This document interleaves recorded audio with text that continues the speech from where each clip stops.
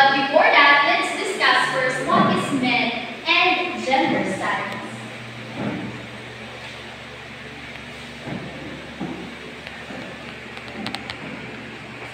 This chapter will discuss the idea of manhood and masculinities from both local and international data.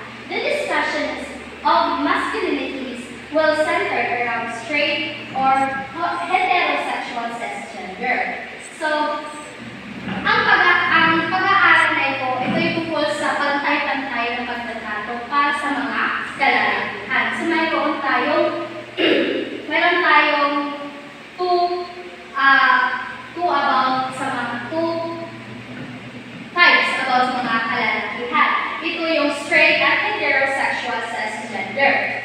Ano nga ba ang straight?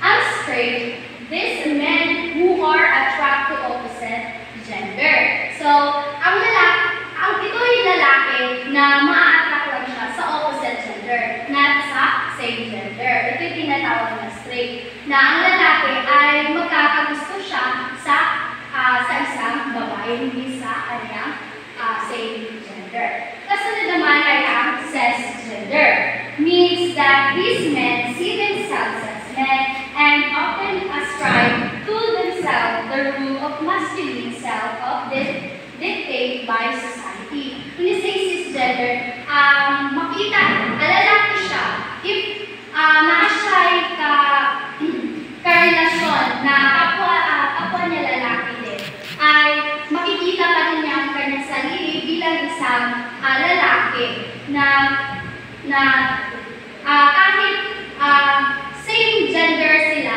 ngunit ang turing pa rin niya sa kanyang sarili ay isang tunay na lalaki. Nauunawaan ba? Now, let's proceed to the next, which is masculinity.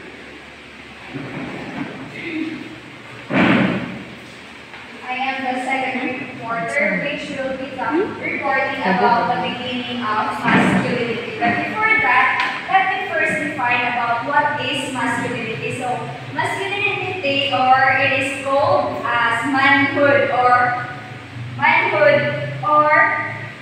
manliness, or sa Tagalog, ito ay tinatawag na pagkalalaki. It is the nature or quality of male sex. So what are those quality or characteristics of a male sex? So first, we have here a muscular, diba? Ang mga lalaki, of course, they're expected na ng muscles compared sa mga babae. And another one is fighter. Of course, they are a fighter compared sa mga babae. Mas isog sila when it comes to emotions na aspects sa life. Oh, yeah, they are fighter, and of course, they are assertive and firm when it comes to decision making. Compared sa mga babae na bago-bago or pwede silang madala sa ilang emotion na ang mga babae mas dili kayo firm ang ilang decision making compared sa mga lalaki. And of course, financially well-off, diba? Kaya ang mga lalaki is expected na sila din mo provide sa ilang family kung magka-family ng galing sila because they are male. That's why they're expected na sila may muhanan financially, sila may mo support sa ilaha, sila may mo ato sa trabaho para masupportahan ang ilang family or ilang family. And of course, they are not all gossiper because diba, pag stereotype tayo at pag mayroon kang gossiper, mostly ang mga babae at dyan may gahimuan na, and then willing to make sacrifices.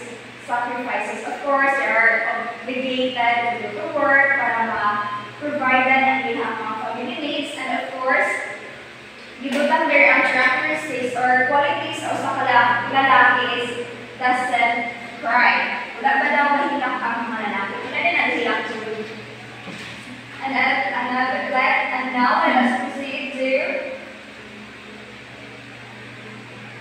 beginning of masculinity. Perhaps we might ask kung kanos ba dyan nagsugod ang masculinity sa usa ka lalaki. But before we dig deeper about that, let us first recall or compare sa kung yun sa pag-take place sa usa ka babay. Di ba ang usa ka babay or labi na ang inahan, they're expected na sila ang muhatag og care, sila yung amuma sa ilang mga anak, sila yung care, sila yung hatag sa panginahanglanon when it comes to emotion sa mga ilang kabataan.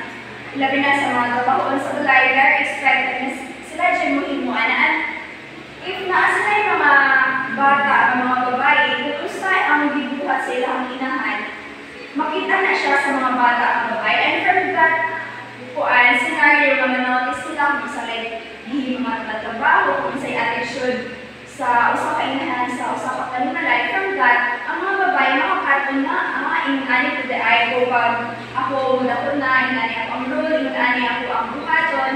So from that, what we call emulation, the act of emulating or imitating sa behavior sa usa ka inahan, from that behavior, makakaroon ang mga babae o ginatawag na femininity. Whereas, kung ano naman ta sa masculinity, opposite na siya because, di ba, ang mga lalaki, di ba, ang mga babae na sila, ang mga babae bata na sila ilantaw as role model na inahan.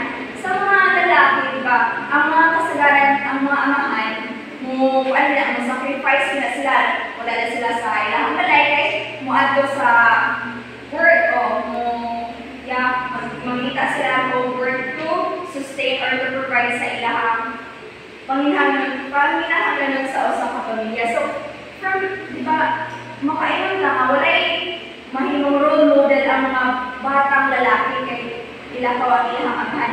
And, maka-question ka, o di-unsa, kung wala na tayo role model na mga lalaki sa usang panimalay, di-unsa magkakaton or how does masculinity begin sa mga lalaki? So, sa mga lalaki, men learn to be men through dissociation and separation from their mother. So, pagkakita nila sa ilang inahan na nalilin mo ang sa babae. So, katong ilang nakita na behavior sa babae, hindi nila to sila, may kabalo na sila na sila lalaki. So perhaps we might ask, how did masculinity begin? So, first, men learn to be men through dissociation and separation from their mother. So, di ba, ang iba na ako naliha, ang femininity, nakatun siya through emulation or panggagaya sa na kikita nila sa kanilang ina. Whereas, sa masculinity naman, kung saan itong hihimo panalitan ang mga bata lalaki, nakakita ang monay ang hihimo sa ilang inahan. So, nakabalanas lang sa lalaki. From that behavior, makuha nila, ma-avoid na nila itong mga behavior or mga actions na pang-babae. Kaya makabalanas lang na dili sila babae, sila mo'y lalaki.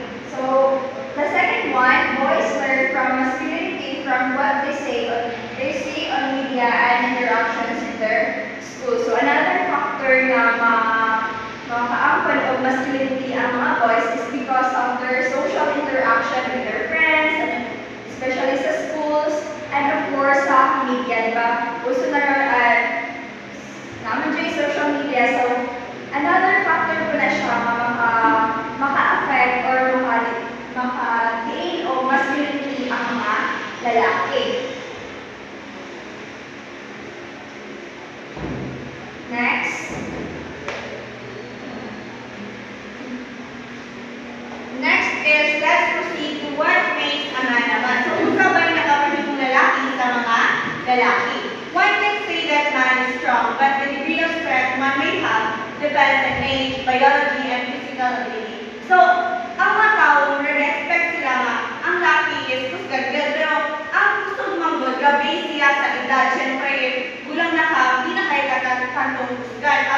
God-depende siya sa physical ability. People may have different kinds of strength, from physical to emotional, and even mental. So, ang kasabot na ito nga, wala na siya gabi sa physical abilities or like sa pusgan in like sa physical extrovert, kuwan mo siya, like gamapit po siya sa mental and emotional health. So, is a man less a man because he is physical weaker than his wife? Ang lalaki dili ni bubos iyang pagkalalaki kay medyo weak siya sa iyang asawa, or because he earns less than his female counterpart, or gamay ra iya nga sweldo. So, manhood is something that one can describe through adjectives, tough, brave, strong, but whose definition is often continuously evolving. So, basta gani pag-isgot o manhood, ang mga adjectives yun nga describe sa iya is like strong, like mga kuskin sila, wala din nag-describe na ang isa ka lalaki is weak, wala di ko asa, book. So, and the whose definition is continuously evolving. So, mag-usog-usog siya as time goes by. Then, in this book, Kimmel identifies 4 rules for American masculinity in the definition in the American masculinity in the 1970s described by psychologist Robert Brannon. So these are the 4 rules of American masculinity. First is no sissy stuff. Masculinity is based on the relentless repetition of the feminine. Masculinity is never being a kind being a sissy. So no sissy stuff. So if usa ka kalalaki, imong mga things daw based sa book or based ni Kimmel kay more on panlalaki gyud, like dili siya ma-associate sa female. Like for example, ang pink na color is associate niya sa babae sa. So if ang usa ka lalaki makitaan nila og like something pink na in color pink, where siya baka ma-degrade or like makuan din nila nga like paano siya, where dili na siya lalaki or like half-half nila na. Then next is be a big deal. We measure masculinity by the size of your paycheck. Wealth, power, and status are all markers of masculinity. As the U.S. bumper sticker put it, he who has the most toys when he dies wins. So, based on sa ilang mga book, like be a big deal, like if dapat ka og sweldo, or like mulabaw yun ka sa like sa mga babae, like he who has the most toys when he dies wins. So, instead of mas parang-arangan or like kung ikuan nila daghan na butang kung mamatay siya dyan mudao. Then be a sturdy oak. So from the word sturdy, we're buwan siya kulang butay in terms of if na ay crisis. Diba like for example sa atong mga problema sa panimalay, if na ay mga abot-abot na basta na ay mga problema, usually ang papa din ay stronger like ligon nga di niya ipakita na weak siya kay kanang atong mga mama kay usually may mga problema magkila-kila naman layo na. So kinsa naman lamay mo like bago kung kanan manghila, so muna siya ang papa like or like malaki pero sturdy siya like compare siya a rock, a pillar, or a tree. Diba pillar kayo sa haligi. Next, last is give them help. Exclude an aura of daring and aggression. Take risks, live life on the edge, go for it. So, we're maghatag ka og impression na you are strong. Like, para dili ka sayo-sayo na ganit, we're exclude ka aura na ikaw give away labaw. Well, these factors may have changed. Some remain true until today, but in different forms. So, mausap-usap man siya, pero ang uban na ni tinuod magyapon hangtod karon. Joseph Bandello and Jennifer Boston, two psychologists who study manhood, added that there are various forms of masculinity. Although at a given time, only one masculinity dominates the gender hierarchy, above all feminities and other masculinities, and this is known hegemonic masculinity. It explains why some men who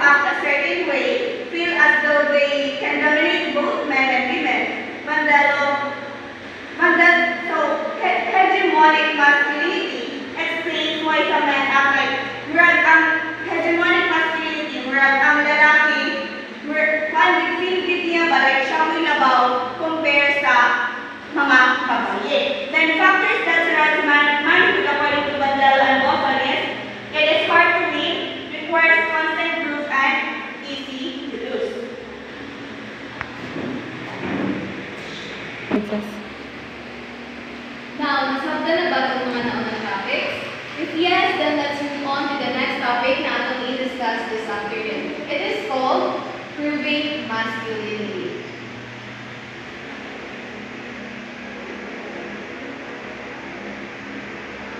Now, it is called proving masculinity. Pag may proving masculinity, kailangan mo siya i-prove sa mga laki lang masculinity. If yes, then who do men need to improve themselves to? Para pa silang parents, ilang girlfriends, sa ilang mga friends, hindi sa budget. So, in here, according to the book, gender is an identity that is socially constructed through interactions. And there is a myth, mga paniniwala, that boys act to prove themselves to women. Do you agree with that? Na ang boys, they act para ma-prove nila yung masculinity para sa mga babae. But then, the fact that masculinity is strongly connected to a shared gender identity show that men must constantly prove themselves to other men. So in here, men tend to compare themselves to other men, and men perform their masculinity to other men. So it means na dili lang sa babae na ni-act sila to prove their masculinity sa mga babae, but then it is for other men. And women just serves as a means para mas ma-prove nila ilang masculinity sa other men. Nakasabtan lang ba? Then next is a statement by Mandello and Boston. Manhood is hard to win. Why is it hard to win? Why manhood is hard to win? It is because there are no actual rituals or signals sa transition sa boy into manhood. Not unlike us girls na makita man dyan ang difference. Di kan bata tahapon ni dalagata, right? Like for example, like when hands atong body, atong breast is pag ako. Dayon, dukot po ta. Right? Like if the day nga nanay menstruation, that is the day nga kamutas mga itong dalaga na dyan na siya kay idugo na. Ingana. But then for boys, it is hard to win masculinity because there are no transitions. Di makita ang transition sa boy into manhood. That is why, according to Boston and Bloom, Bandela and Boston, it is hard to win masculinity. And others, para mawin nila ilang masculinity at magpa-show nila ilang masculinity, they tend to join mga sports, physical activities para mapadako ilang bodies, ilang muscles, just to show that they are masculine. Kaya diba ang usa ka laki is fit siya lang tawon, like masculine na siya lang tawon. That is other way to prove their masculinities. And there are some ways po na boy tend to join mga fraternities, mga dance, mga clubs, just to show their masculinity.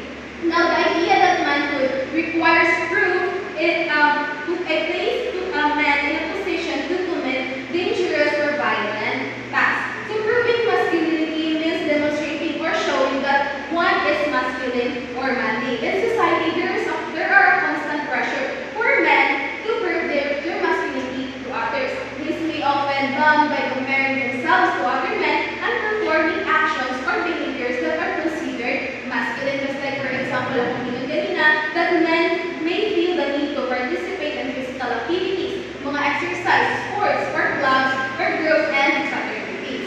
So that is proving masculinity. And some example of proving masculinity is the what we call lad culture. When we say lad culture, when we say lad, it means young men. So mo yung mga culture sa young men. And lad culture is a concept commonly seen in UK university communities. It is a concept often linked to crisis of masculinity in the West. So lad culture, in lad culture, men engage in a certain behavior or attitude that are associated with masculinity. This may include objectifying women, drinking alcoholic drinks, and engaging in activities that assert their power and dominance. When we say objectifying women, kailangan gamit ang women just as a means to strive, just as a means na para makita nila that they are masculine. Diba if like ang boy, daghan siyang new girlfriend, bakit sa uban, para sa one perspective, mas masculine ang boy if not na siya like daghang mga girlfriends na tinanana. Now, lunch culture is also related to lad culture. So parang kaya sa medyo sila buha.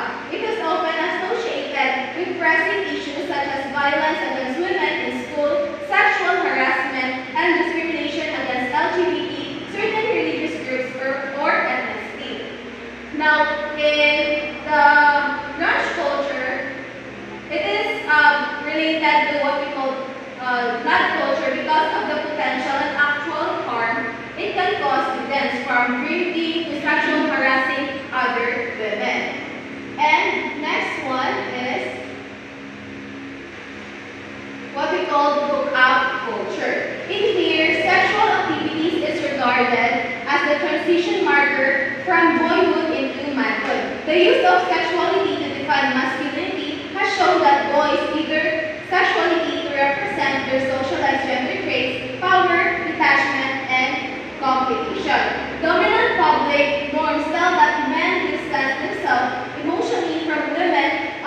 find girls and sleep around. Now, in hookup culture, in this culture, having sex is seen as a way for boys to show that they are becoming men. Society tells that men not to get so close or emotionally close sa mga women. That is why maano siya ang culture, which is the hookup culture. And they see girls as an object and have many sexual partners. Women often see it as a way for men to prove that they are strong and powerful.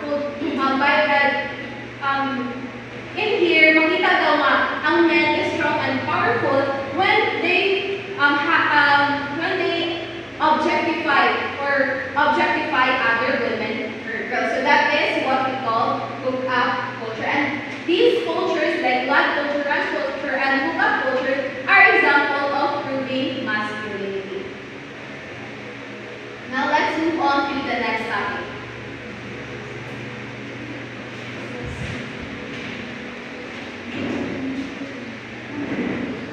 Next is our aversion to the feminine masculinity as homophobia.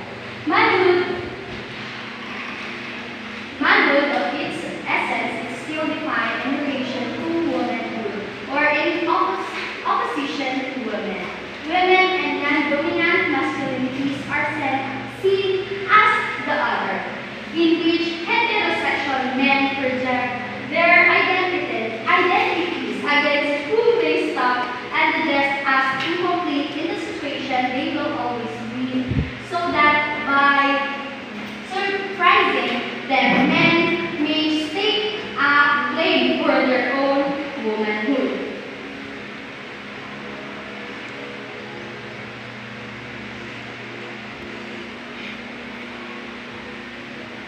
So, the argument of condition of manhood blinds people to content the manhood or the behavior that men must display. This content is equally important as it provides the behavior expected of men and the behaviors that can add to one's understanding of why men do that, what they do, and how gender drives this behavior. So, di ba, kapag matawag na ito nga, upang matawag na ito, nagtunay sila ng mga lalaki. Kaya, if ikaw lalaki, tapos magpaluya-luya ka, pinunggawi, is pang babae, tapos mag-review ka, tawagan mo ka tayo sa society na gay, di ba? So, upang maging tunay na lalaki ka, dapat responsable ka. Ikaw, responsable ka sa balay, o maging isa kang matapang. Kaya, upang matawag ka na tunay na lalaki. Kaya naman, ayon sa pag-aaral ni Hemmel, a study by Hemmel shows that masculinity may be studied in relation to school shooting in the USA. Homophobia, it is a fear itself of gay men, but the fear that a man can and will become a gay or feminine. So, ayon sa pag-aaral ni Hemmel, na malaking pag-unawa kung bakit ang mga kabataang lalaki na yun ay nauuwi sa karanasan. Dahil may mga lalaki na tinatawag sila ng mga gay, pambabae, kaya nauuwi sa karanasan. May iba na namamaril, na munggab, dahil may iba na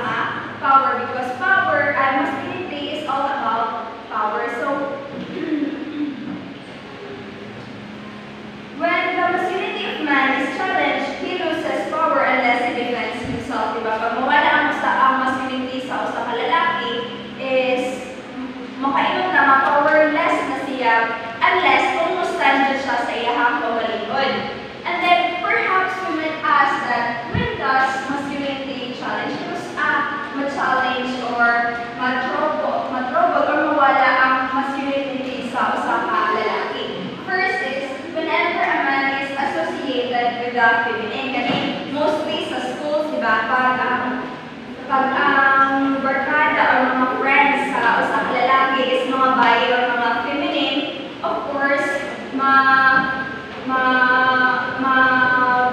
mabayas ang paglantaw sa mga ubang lalaki. Kaya sila, maybe, bayot na siya, kaya ang mga barkada, bayi na sa kadaghang malaki na ng bayi o sa mga barkada. So, another factor na siya, or another way na ma-challenge ang masculinity sa lalaki. And the second one is, when he is seen defending women or members of the LGBTQ, when, like, for example, na ay na-discriminate na babae or members LGBTQ, tas ni-stand siya, dinanapod, maaina na po siya sa society na maybe, usa siya sa LGBTQ or bayad siya, anong ihang gilabanan na ang babae kumpara sa lalaki na nag-discriminate sa iyaha. So, when making the sexist, when we say sexist, it is the prejudice or discrimination based on sex. Homophobic or racist statement is often part and parcel of it.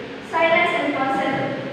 These put downs result in kailangan pag di-agreehan na rin mo ang mga sexist or parang discrimination sa usa ka gender, kung pasagdaan na rin mo na siya, it may result in gender bias, gender-based violence, and oppressive structure thriving in a society. And according to Kimmel, there are 3 types or kinds of silence. The first one is what we call frightened silence. And frightened silence, usually din siya mahitabo sa mga babae, lagi nagkanamwagi sila sa usa ka street, tas daghang mga tambay, ang mga lalaki dahil siksiksitan or na tawag sila, muna siya niya ang pagmakita mo sa kalalaki na dihin mo na sa babae na nagabayan ang akali, tas wala siya himuon. That's what we call frightened silence. And the second one will be the furtive silence. And in furtive silence is mahitabo din siya sa bar, like kung ang lalaki nakikita man ng usa ka babae or members LGBTQ is di nagailaan, bastos, tas wala na siya gihimo, muna diha mo occur or mo takes place ang natawag na furtive silence. And the third one will be the clammy-handed silence. It is the discrimination sa mga gay, sa mga offices, sa ilang kauban ng mga guy or mga workmates na mga lalaki pag i-discriminate ang sa gay, sa ilang workplace, tas wala na din mo ang sa lalaki, dina mo take place ang tinatawag na clammy-handed silence. And kaya pag kahadlok mo dito ka, bisag sa'yo yung hadlok ka, mag-stand up sa insakto, this is a harmful in our society. And masculinity has the power over men. The fear of becoming effeminate when they stand to defend the non-dominant masculinity, kanang bisag kabalo na siya sa iyo na wala ka nang stand sa kung sa insakto, labi na mostly kung ang mga babae na during more ang rabyado, di natin mo mapaiwan na lang kama, wala siya na i-value ang mga babae, bisag, wala siya na sila i-value, kaya bisag, i-discriminate na sila, bisag nakabalo ka, kung discriminate sila, pero wala ka na stand up, di na maubos ang value sa mga tao, ilabi na sa mga LGBTQ or members or mga babae, na dili sila high value sa ato ang society. So that's what masculinity as power talks about. Now let's proceed to men as the masculine generic and male entitlement. When people think of gender, they rarely think of the female or the LGBTs and rarely the male. Men are viewed as the masculine generic, largely the reason why gender studies often only bring women to mind. So ang mga lalaki ng God, murag nakita nato nga sila, murag ligon ba, ng mga baskog, mga kusgan, mga sa murag mo na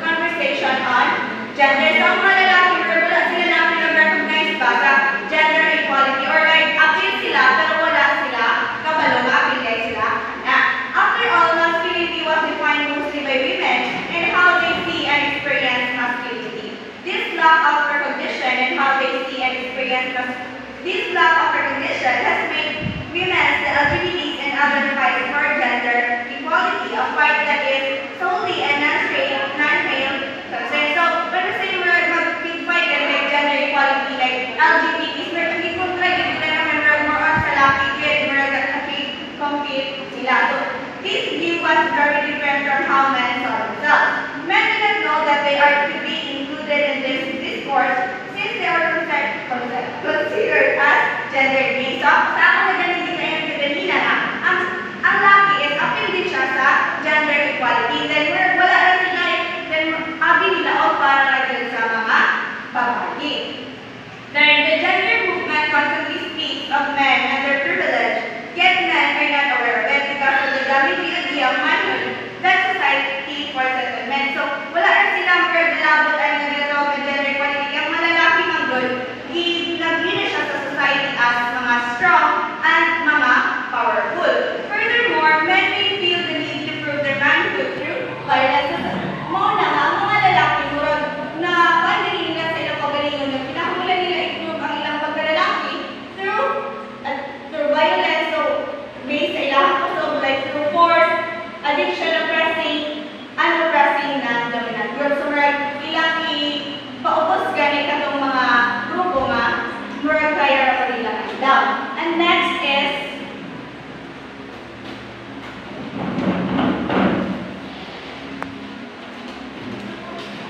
Now the next topic is all about men and fragile masculinity. Now, according to the book, one buzzword that surrounds masculinity involves what we call fragile masculinity.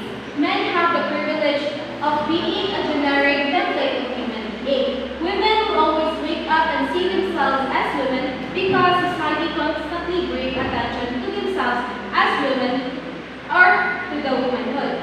Men, given the privilege, may ignore their gender completely unless society challenges or bring attention to their manhood. It will never be questioned. Masculinity is fragile because it can be easily lost, as discussed in the previous session. Now, when we say fragile masculinity, it is an anxiety among males who feel they do not meet cultural standards of masculinity. Kaya diba, when we say men or male, kaya na may standard which is, makita na to nga ang male must be dominant, powerful, strong. Unlike the girls nga, they are sensitive, weak, emotional, inana. So sa boys, dapat kuno, according to the society, dapat they are strong, they are powerful, and they are dominant. That is why in here, some boys or some men, maka-feel sila of stress just because somehow their masculinity had a question ilahang masculinity. That is what we call fragile masculinity. Now, one may state that these issues are imaginary and that men are privileged enough to overcome these issues given the power granted to them by the society. However, this is not always the case, and it is stated by the Gender Role Conflict Scale or GRCS. The GRCS describes the amount of psychological conflict, anxiety, tension, and general negative emotion surrounding the male gender role. It states that having one masculinity challenge caused by the greatest stress in most men. So, pag na-challenge ko mo or ma-question ang masculinity sa men, it can cause stress or anxiety sa mga men. Like, as I said earlier, they must be dominant, they must be strong. And pag ma-question na ilahang masculinity, makakausin siya daw ang stress sa mga lalaki. And ironically, this problem is due to men's socialized gender role that assigns men as strong and good, able to ignore emotions and life. The very source of what anxiety is what kept from seeking help. The idea of precarious manhood perhaps comes from the idea that women indeed have been challenged of their way of life. With manhood, as sometimes that is easily challenged or lost, it is difficult to maintain manhood if the very thing men have used to find themselves is challenging. After all, womanhood is retained inherent in next is the responsibility of man. According to Michael Camelin, is addressing the 2001 International Women's Day seminar, had this to say about men in gender equality. And I believe that the reason that the movement for women's equality remains only a partial victory has to do with men. In every arena, in politics, military, workplace, professions, and education, the single greatest obstacle to women's equality is the behaviors and attitude of men. He adds that it is necessary to change the attitude of men towards gender equality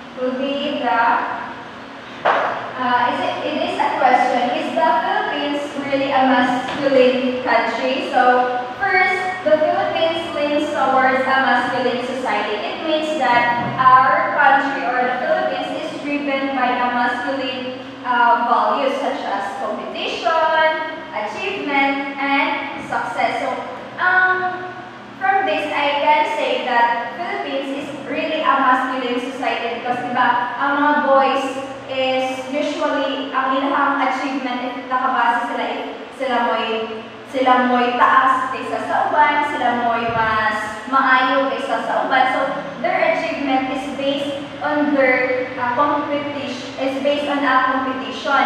Whereas kung may mamutang feminine or femininity, it talks about caring for the community. So ang mga babae ba mo emotional din siya. So mas dapat sila sa ilang emotion nga may care sila sa community. Whereas diba sa Philippines ang sistema there is community-oriented and it focus on global competition and personal achievement. So that's why Philippines is really a masculine society.